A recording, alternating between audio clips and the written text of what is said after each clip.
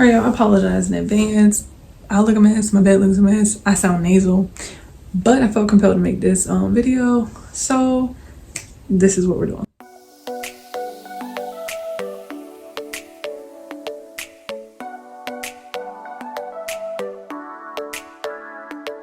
First things first, money and budgeting. What I mean by budgeting is staying in your means of income, basically. Nobody wants to be evicted because they couldn't afford to pay their rent. So before you even jump into that pool, know you can swim and afford that monthly payment. So that's what I mean when I say stay in your means of budgeting. For example, there's a rule of thumb, right? You're expected to make at least 3 times more than what your rent costs. Let's say that the place you're looking at rent costs $1,000 and you bring in $3,000 a month.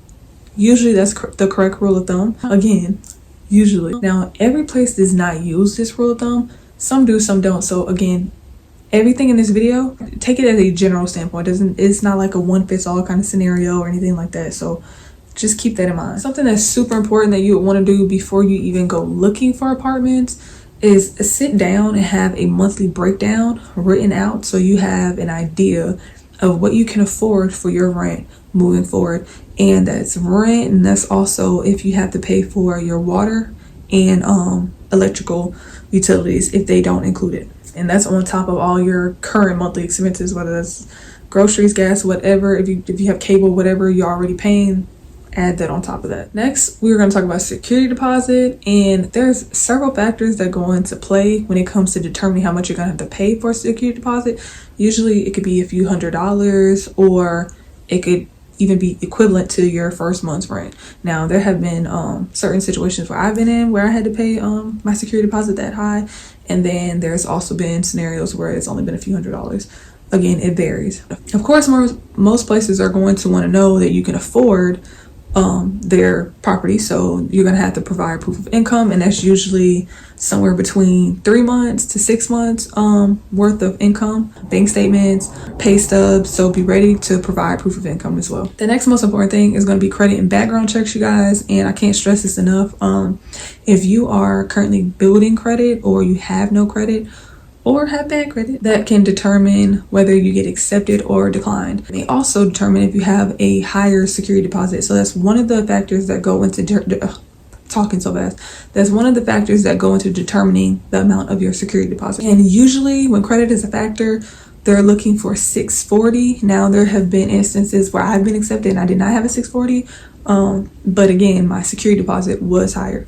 Now, with background checks, that's kind of give or take. Like, they may do those and they may not. But if you do have something sketchy that's on your background check that may hinder you from getting accepted, I would just go ahead and be transparent and honest about it, because if there's something on there, they're going to see it. That way they may be able to work with you, and so forth. So you don't want to seem like you're being sneaky and you're hiding things from them, because that's just a bad start anyway. That's a bad look.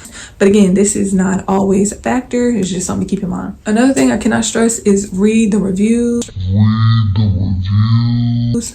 Go look at these places in person, because they may be pretty on the outside, but on the inside it's moldy and run down. Looks can be deceiving, just like people. If you want to, even go ask, your possible future neighbors, ask them, hey, are there bugs here? Is there pest issues? Is it noisy here? Whatever, ask those questions and get that information. Something I like to do is called a 2-part drive-by. And usually what that means is, like, I'll go in the day, peep the scene, and that's usually when people are at work. So automatically it's quiet by default. Now, when you go at night, that's when you can see the real essence of a neighborhood, I feel, especially on the weekends and stuff like that, because then you can kind of fill out if it's a more social and loud social scene or whatever, or if it's a more quiet, reserved neighborhood. So you can get, again, like the real set of the atmosphere day and night by doing that. Be very strategic also when looking for a new place of residence. If you have kids, look for places with parks. If you have pets, make sure it's pet friendly. Get all your information as far as pet deposits, if they have like the pet parks and all that good stuff. Also, learn your new location. Get really familiar with it, especially if it's not local. If you're doing a long distance move and relocating from out of state or anything like that, make sure you get familiar with your new area and your surroundings. See how far gas stations are, grocery stores are, stores, plazas, whatever. If you have kids, schools, and also your job. See if you have a further commute, if it's a closer commute, whatever. You don't keep all that in mind. Y'all, I'm looking at my notes. I'm making sure I don't miss nothing.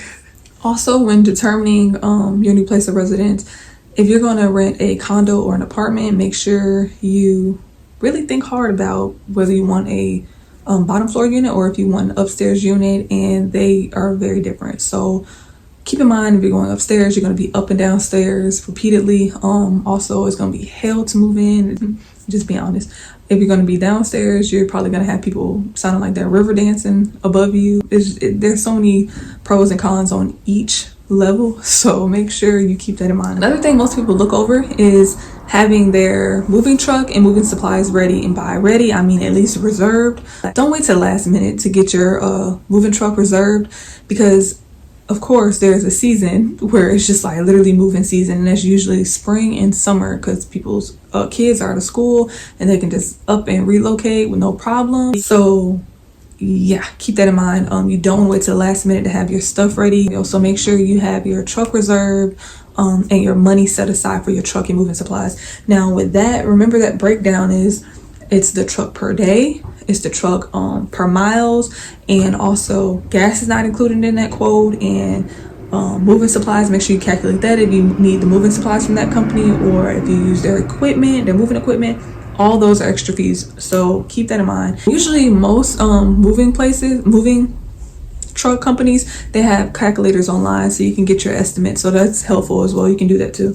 And another thing you could think about is buying your boxes in advance from Home Depot or Lowe's, or even going to most grocery stores like Walmart, and speaking to someone to see if you can have boxes reserved before they break them down in the back. I've done that twice before, and not all places do it, but if you're nice and you ask, I'm sure they'll do that for you.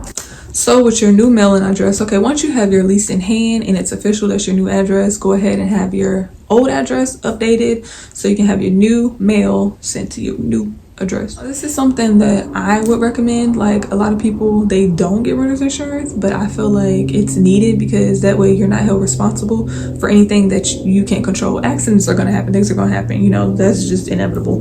But I would not want to be held responsible for something just because, again, things happen. So if I were you, I would see if I could get a quote, shop around, see what fits into your budget. But I would definitely recommend you having renter's insurance, and most places require you to have it before moving in. Like here, they require that. So just look into it. But I hope this video was helpful, you guys. This was like kind of last minute, so I threw this together, and I hope this helps somebody out. If you're watching this and you're not a first-time renter and you're a experienced renter like myself, or you're a homeowner, feel free to drop some pointers down below in the comment section, because I'm sure somebody will be grateful to have that information. I'm sure I missed some stuff and left some stuff out. Again, this is just general information to keep in mind. And yeah, as always, I enjoyed you guys, and I will see you in our next video. If you haven't already, hit that like button and subscribe to my channel so you don't miss out on any of my new content. I will see you in our next video, guys.